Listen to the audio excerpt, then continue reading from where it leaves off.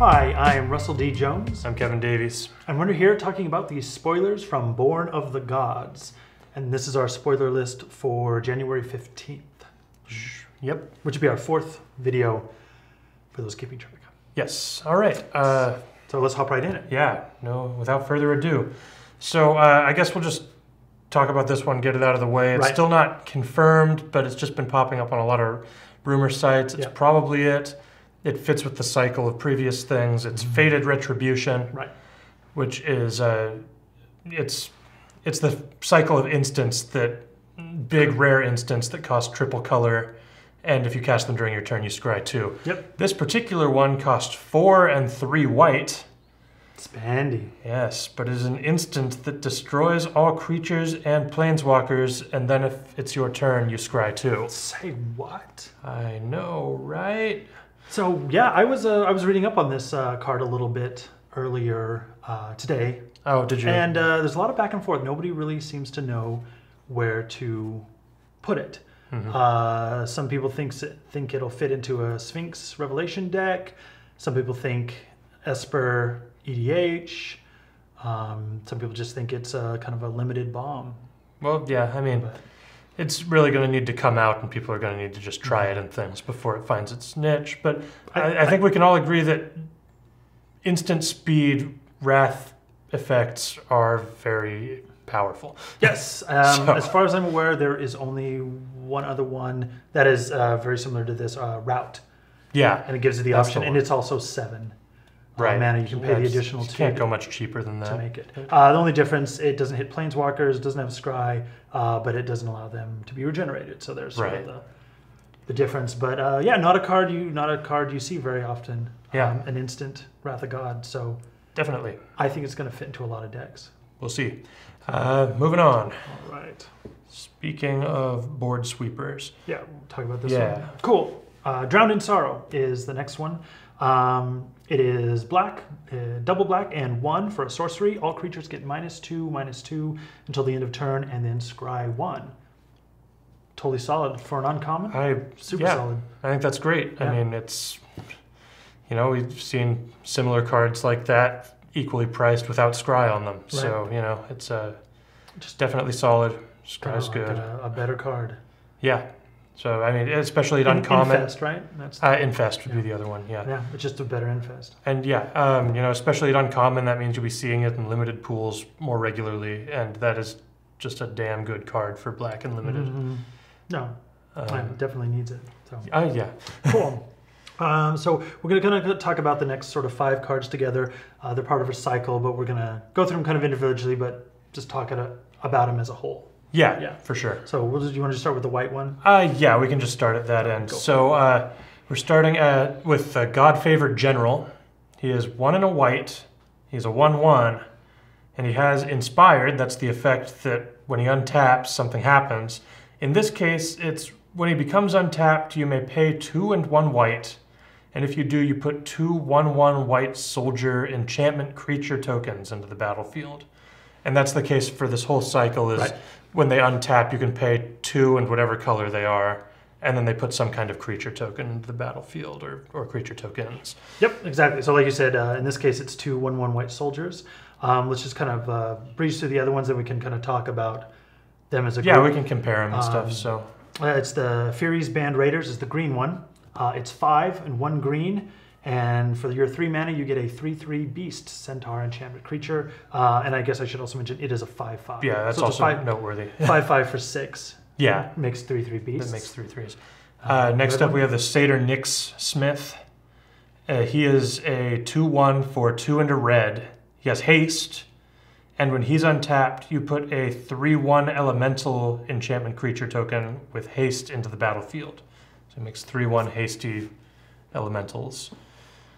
So, next to the blue one is the Airy Worshippers, blue and 3 for a 2/4. So they've got a good body on them. And for your 3 mana, you get a 2/2 blue bird enchantment creature token with flying. Yep. And then the last one, the black one, is the Forlorn Sudama. I'm glad you took that one. Sudama is a difficult word. But anyway, he costs 3 and a black. He has Intimidate, and he is 2/1. And when he untaps, he makes 2/2 vanilla black zombie enchantment creatures. Yes. All right. So that's sort of the cycle of those 5. And all of these are at uncommon. Yes. So Good to also know. noteworthy. So I mean, I don't know. What in general we pretty much think that the white one and the blue one are probably our favorites if we had to pick I a favorite out of certainly these. like the white one's squishy, but I like him just because he gives bodies in a small creature rush deck and you know, he loves anthems and stuff like that. Yeah, and well, he's only 2. Exactly. He's also the white one. cheapest of the bunch. He gives you 2 tokens, which in decks that care about number of tokens generated, that's obviously better. Totally. And you have situations where you may be using Phalanx Leader. Yeah, something like Things like that. that And anything or any of the anthem spells, you know, anything that gives your guys +1/+1. You know, especially if it's recurable or whatever. It's just this guy loves those. So Yeah. So I mean, yeah, any kind of number of creature advantage things. is Yeah. good. And then the only reason we kind of like the blue one, I'd say, is well, the flyer. It's a 2/2 flyer versus the other things aren't that exciting. Vanilla zombies, vanilla centaurs, but the 4 body on it, so it actually means maybe you can attack with it. that's 2/4. the trickiest thing about these guys is getting them tapped so that they can untap and you can use their ability. Because most of the time you're just going to want to attack with them. And let's face it, this 2/1 red guy, you know, I don't care whether or not he has haste. He costs 3 and he's probably going to die to whatever you attack into most of the time. Yeah, if he doesn't, your opponent's probably doing something wrong. Yeah, and If they can't stop a yeah. 2/1. So you know, it's same with the black one. I mean, he's got Intimidate at least, but yeah, but even just that one toughness is just so easy to vulnerable. take him off. Yeah. Yeah. So anyway, Anywho. yeah. I mean, none of them are super exciting. I could see the white one maybe getting some constructed play Yeah, maybe. in the right deck. So. Yeah. All right. Now let's see. Do we want to jump over here, or do you want to just talk about Let's that? just jump straight into this guy. Let's. Okay. We got some other stuff to deal with So this is later. the Champion of Stray Souls. He's a black skeleton warrior creature for 6 mana. It's 2 black, 4 colorless for a 4/4. He is a mythic, and we're going to tell you why. This is actually one of the first cards I've seen that I actually thought was very mythic worthy. Then maybe we'll see if you agree. So for the mere cost of 3 colorless and 2 black, and tapping this bad boy, you sacrifice X other creatures, return X target creature cards from your graveyard to the battlefield. That's the big one. That's pretty dope, Yep. I should say. And that's not all. For the mere cost of 5 colorless mana and 2 black, you may put the Champion of Stray Souls from on top of your library from your graveyard. Yep. So he comes back. He can come back. recur himself as well. So very expensive. The second ability, obviously. Sure, but I mean, if you've already got the 7 mana. You've already dropped this guy for 6, so 7 is not out of the question. Right. I mean, that would be probably your whole turn, but still, it's Yeah. I would rather have the ability for way too much than just not have it. Totally. I suppose. Yeah, and I mean the first ability is really where it's at for this guy. Absolutely. Just the freaking he just screams at you to build reanimator decks or throw him into reanimator decks or do all kinds of fun reanimating things with him. And reusable. Yeah, and that's the big thing is you can do it repeatedly. That's it. I mean, any kind of if you're going for dump the big baddie in the graveyard and bring him out. I mean, he's 6 mana to get him out, but so I mean, you better be bringing out some serious stuff. But Yeah. he can bring out everything, assuming you have the creatures in order to dump the graveyard tokens, whatever you've got. Totally. On top of that, you could even use comes into play effects. Oh yeah, he things does like all that. kinds of fun things. Just loop him back and forth every turn. I just like it because he's a cool mythic just because he's got so many different various uses and there's all kinds of fun combo-y things you can play with him and it's nice to see. We need more cards like that. Yeah, I mean you could even build that recurable detain deck that you keep talking that about I've always building. wanted to make work and will not ever work. No, but I'm sorry. A boy Anyway, can dream, can't he? He sure can. Dream. So okay, so next up we have Afara's Enlightenment. It is a gold card. It costs 1 white and blue. It's an aura. It says enchant a creature. When Afara's Enlightenment enters the battlefield, put a 1/1 counter on the enchanted creature. Enchanted creature has flying. When a creature enters the battlefield under your control, you can return Afara's Enlightenment to its owner's hand. It's interesting. I like it a lot. It's uncommon. Yeah. I think it's a pretty good aura. It's a recurable heroic trigger. Yep. I think that's what... in blue and white, which are generally two of the stronger heroic colors, for sure. So I think it's pretty awesome. Yeah. I don't know if I would go as far as to say it's awesome, but I think it has a lot of potential, and I think I'm interested to see if it makes a splash anywhere. I wouldn't expect a huge stir in Constructed, but it makes me excited for just janky heroic decks that I might build, or even just limited if I draft a bunch of white and blue heroic cards. It's nice that not only does it leaves the +1/+1 counter as it bounces. Yeah, that's the thing that really makes it worthwhile. It's not just like a generic bouncing enchantment that when it's gone, it leaves something worthwhile at least. I think the flying probably seals it. Like if it was just a +1/+1 counter for 3 mana. But pop it on something, give it flying, let it attack, drop your creature, bounce it. But anyway, kind of cool. We can progress. Let's do Searing Blood. So Searing Blood. Searing Blood is. I guess I don't really want to get ahead of myself, but at the risk of getting ahead of myself, it looks like it's going to be part of a cycle of 2 casting cost cards. 2 mana of the same type. It's double red. Possibly, yeah. So it looks like it may be probably two mana instants that do something. Regardless, Searing Blood here, costs double red as we mentioned, instant, 2 damage to target creature, and when that creature dies this turn, 3 damage to that creature's controller. It's pretty good. Pretty decent burn removal. Yeah, for an uncommon. Heck yeah. It's kind of like you're playing a shock on a creature and then lightning bolting your opponent's face in 1 card. So yeah, it's kind of like it costs the same as both of those cards put together. Hey, what do you know? But it's like magic. I think it's really efficient. I mean, you get a lot out of 1 card. Yeah, I think it's great. I think it's a fun uncommon. Right. So next is the Ragemonger, which I'm very excited about.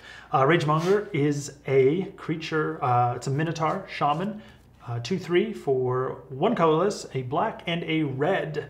And its amazing Minotaur ability is Minotaur spells cost you 1 black and 1 red less to cast.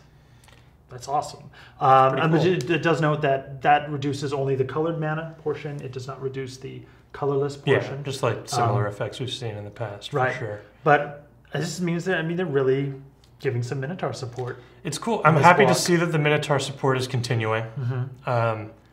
It's good to see that Minotaur Tribal might actually be a thing, at least in more casual circles and stuff. Right. And, it's... Right. Who knows? Nice. You're probably never going to see, serious tournament play. But what, with Rageblood Shaman, that was the other one, right? Yeah, that was the Minotaur Lord. That, we got last set. And now with Ragemonger, hopefully they continue to, put out some more Minotaurs. He does kind of... He gimps my didgeridoo a little, so... Well, I know. Sorry to hear that. I know you were very excited about the didgeridoo. But I'm just waiting for that legendary Minotaur. Yeah, that's what we're missing. I'm hoping we'll see one before the set is over. There is the god. I guess he's not technically... He's not a Minotaur creature type, though, so I'm waiting for a guy that actually interacts with all of these Minotaur tribal things. Unfortunately. Yep. Go ahead. Move on. So we have the Mind Reaver. He is a human wizard. He costs 2 blue. He's a 2/1, and he has heroic. When you cast a spell that targets Mind Reaver, exile the top 3 cards of target player's library, and then you can pay 2 blue and sacrifice him to counter target spell with the same name as a card exiled with Mind Reaver. Stumbled there for a second. I think he's terrible. Oh, okay, interesting. All right. I was actually very curious as to what you thought about this guy. I think he's god awful. Yeah, I want him to be good. I want him to be. I'm looking at him and I go, he's a rare. If we didn't mention that already. There's what? Why is he rare? What am I not seeing about? Not every rare is good. I get it. Yeah. But I I'm looking at him, and I'm like, okay, he exiles cards off your opponent's library, so it's not super efficient mill, but at least you're kind of punishing your opponent, and then you can counter on top of that. We've seen this before. It's just so narrow what you can counter, and then you have to sacrifice them too. There's other stuff. But I mean, yeah. I guess and you have to use heroic triggers to even get him to start grinding things. So you need to target him with crap to even get him to do anything besides be a 2/1 for 2 mana. Right. I just yeah. I don't even have anything else to say about him. I think he's awful. Well, I don't know. I see it. I think somebody's going to figure it out. I don't see it, but I think if you're watching this, figure out Mind Reaver, and I don't think there's anything to figure out. I think there are still people in labs somewhere trying to crack the Search the City code, and I just don't think there's a code to crack. Some things just can't be done. I know, and that's what I'm saying. This is one of them. Well, I mean, it's not that he has useless abilities, because they're useful abilities. My problem with the exile is with other effects that are similar. It's you remove them blindly. Yeah. They're set aside, and your opponent doesn't know what you've exiled. Yeah. With this, he knows what you've exiled, and he can see when you have those 2 blue mana untapped, and you're just sitting here waiting. I've got 2 blue mana. I've got my Mind Reaver on the board, and he's got one of those cards that. It's like, gee, maybe I should remove that 1 toughness creature before I try and cast the thing that I know he can counter. Right, exactly. So I don't know. That seems like a kind of an oversight. There. I guess that's the big one. Yeah. I see. And obviously, he's not very efficient mill at all. Not at all. I don't even know. He disgusts me. I'm done talking about him. Cool. Well, then we're happy to talk about this guy. The last guy. So the last card is Zenna Ghost, God of Revels, which we're very excited to see. Yeah. He was a Planeswalker last set. Right. He's ascended to godhood. And he's not half bad at it either. He is not half bad. So he is a 6/5, obviously legendary enchantment creature god for 5 mana. 3 colorless, a green, and a red. Like all the other gods, he's indestructible. He has like the minor gods, the devotion needs to be 7 to green and red in order for him to become a creature. And then his big bad nasty ability is at the beginning of combat on your turn, another target creature you control gains haste and gains +X/+X until the end of turn, where X is that creature's power. That is just that ability is so awesome, especially just in the Gruul aggro scenario. Anyway, it's just it's haste and doubling 1 creature a turn on an indestructible enchantment that can also be a 6/5 creature. If you're getting saucy with what you have on the board. Yeah, I mean, if you're actually cranking out creatures, he's going to be nasty. And especially just things like Ball Lightning and all of those hasty, Lightning Serpent. Yeah, those guys with 1 toughness or 2 toughness that have huge attacks. I think of my Nova Chaser from Lorwyn, which is a 10/2. Oh, there you go, Nova Chaser. I mean, there's a whole bunch of is it Cosmic Larva? I think I'm thinking of. Yeah, I think that one eats lands and stuff. It does, but it doesn't have haste. But it is big and it's huge. Yes, and haste would be. So you throw it down and So I think it has trample. I forget. Yeah, it's an old whatever. But interesting. I mean, so I'd say my only caveat: he is 5. I think he needed to be 5. I don't. Yeah, if he was cheaper, it would be too good. He wouldn't fit as a 4. Yeah, he needs to be 5. It would be way too early. He would be too easy to play. I think. Totally, especially like.